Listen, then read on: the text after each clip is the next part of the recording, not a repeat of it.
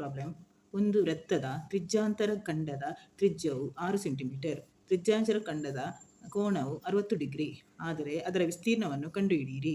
ಕೋನ ಥೀಟಾ ಆಗಿರುವ ತ್ರಿಜ್ಯಾಂತರ ಖಂಡದ ವಿಸ್ತೀರ್ಣ. ಇದನ್ನು ಈ ರೀತಿ ಬರೀಬೇಕು. ಇದಕ್ಕೆ ಅರ್ಧ ಮಾರ್ಕ್ ಸಿಗ್ತದೆ. Theta by 360 degree into pi r square. ಕೋನ 60 ಡಿಗ್ರಿ ಆಗಿರುವ ತ್ರಿಜ್ಯಾಂತರ ಖಂಡದ ವಿಸ್ತೀರ್ಣ ಅಂದರೆ 60 ಡಿಗ್ರಿ. ಥೀಟಾ ಇದ್ದಲ್ಲಿ 60 ಡಿಗ್ರಿ ಹಾಕೋದು ಮತ್ತು divide by 360 into pi r square. ಇಲ್ಲಿ ನಾವು ಈ ರೀತಿ ಡ್ರಾ ಮಾಡ್ತೇವೆ. ಓ ಎ ಬಿ ಇದು 60 ಡಿಗ್ರಿ ಅಂತ. ಇದರಲ್ಲಿ ಆರ್ ಸ್ಕ್ವೇರ್ ಅಂದರೆ 6 ಅಂತ. ಇಲ್ಲಿಂದ ಇಲ್ಲಿಗೆ 2 ಉಂಟಲ್ಲ, ಆ ರೀತಿ ಪೈ ಆರ್ ಸ್ಕ್ವೇರ್. ಆಗ ಆರ್ ಸ್ಕ್ವೇರ್ ಅಂದರೆ 2 ಸಲ ಮಾಡಬೇಕು ಸ್ಕ್ವೇರ್. ಮತ್ತು 60 0 0 6 1 ಝರ್ 6 6 ಝರ್ 36 1/6 ಬಂತು. ಪೈ 22/7. ಆರ್ ಅಂದರೆ 6 6 ಇಂಟು 6 ಈಕ್ವಲ್ 132 ಡಿವೈಡ್ ಬೈ 7 ಅಂತ ಬರ್ತದೆ. ಸೆಂಟಿಮೀಟರ್ ಸ್ಕ್ವೇರ್ ಅಂತ ಬರೀಬೇಕು ಯಾವಾಗ ಸಹ ವಿಸ್ತೀರ್ಣಕ್ಕೆ.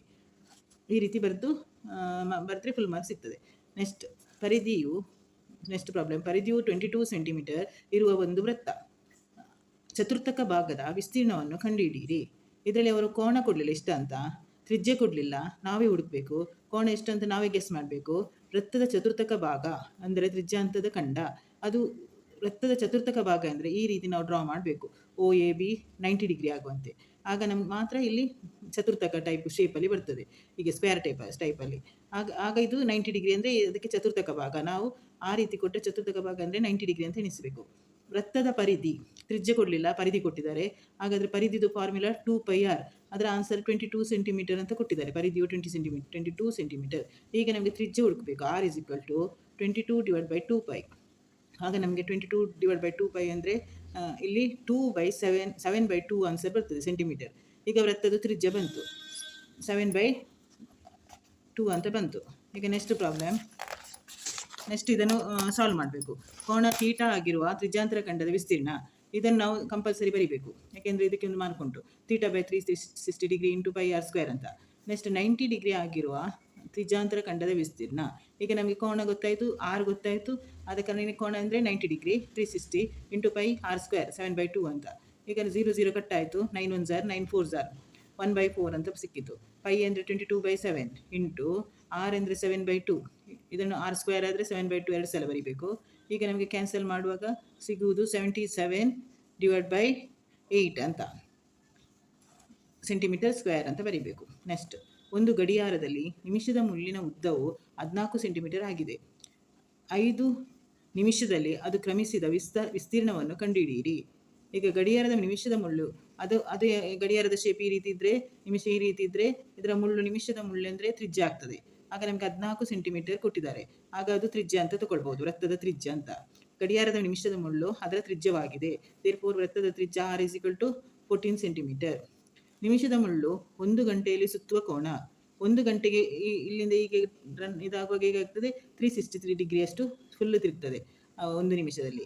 ಹಾಗಾದರೆ 5 ನಿಮಿಷದಲ್ಲಿ ನಮಗೆ ಕೊಟ್ಟದೆಷ್ಟು, 5 ನಿಮಿಷದಲ್ಲಿ ಅದು ಕ್ರಮಿಸಿದ ವಿಸ್ತೀರ್ಣ. ಆಗ ನಮಗೆ ಇದು ಎಷ್ಟು ಬಂತಂತ ನೋಡಬೇಕು, ಡಿಗ್ರಿ ಎಷ್ಟು ಡಿಗ್ರಿ ಸುತ್ತು ಬಂತಂತ. ಆಗ ಈ ರೀತಿ ನೋಡಬೇಕು. 60 ನಿಮಿಷದಲ್ಲಿ 1 ಗಂಟೆ ಅಂದರೆ ಎಷ್ಟು ನಿಮಿಷ, 60 ಮಿನಿಟ್. ಆಗ 60 ನಿಮಿಷದಲ್ಲಿ 360 ಡಿಗ್ರಿ ಸುತ್ತಿದರೆ 5 ನಿಮಿಷದಲ್ಲಿ ಎಷ್ಟು ಸುತ್ತುತ್ತದೆ ಅಂತ. ನಾವು 1 ಗಂಟೆ ಅಂತ ತಗೊಳ್ಬಾರ್ದು, ನಿಮಿಷದಲ್ಲೇ ತಗೊಳ್ಬೇಕು. ಯಾಕೆಂದರೆ ನಮಗೆ 5 ನಿಮಿಷ ಬೇಕಲ್ಲ, ಅದಕ್ಕೆ ಈ ರೀತಿ ತಗೊಳ್ಬೇಕು. 1 ಗಂಟೆಯ ಬದಲು 60 ನಿಮಿಷ ಅಂತ. 1 ಗಂಟೆ ಎಂದರೆ ಎಷ್ಟು, 60 ಮಿನಿಟ್ ನಿಮಿಷ ಅಂತ. ಆಗ 60 ನಿಮಿಷದಲ್ಲಿ 360 ಆದರೆ 5 ನಿಮಿಷದಲ್ಲಿ ಎಷ್ಟು ಅಂತ ಇದನ್ನು ಕ್ರಾಸ್ ಮಲ್ಟಿಪ್ಲಿಕೇಶನ್ ಮಾಡ್ತೇವೆ ನಾವು. ಆಗ 5 × 360 ಡಿವೈಡ್ ಬೈ 60 ಬರ್ತದೆ. 0 0 ಕಟ್ 6 1 ಝರ್ 6 ಝರ್. ಈಗ 6 5 ಝರ್ 30. ಈಗ 30 ಡಿಗ್ರಿ ಬಂತು. ಹಾಗಾದರೆ ಕೋನ ಸಹ ನಮಗೆ ಸಿಕ್ಕಿತ್ತು, ತ್ರಿಜ್ಯ ಸಹ ಗೊತ್ತಾಯಿತು. ಈಗ ಕೋನ ಥೀಟಾ ಆಗಿರುವ ತ್ರಿಜ್ಯಾಂತರ ಖಂಡದ ವಿಸ್ತೀರ್ಣ ಅದನ್ನು ಬರೀಬೇಕು.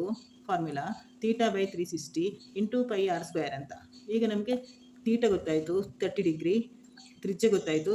ಕೋನ 30 ಡಿಗ್ರಿ ಆಗಿರುವ ತ್ರಿಜ್ಯಾಂತರ ಖಂಡದ ವಿಸ್ತೀರ್ಣ equal 30/360 into pi r square.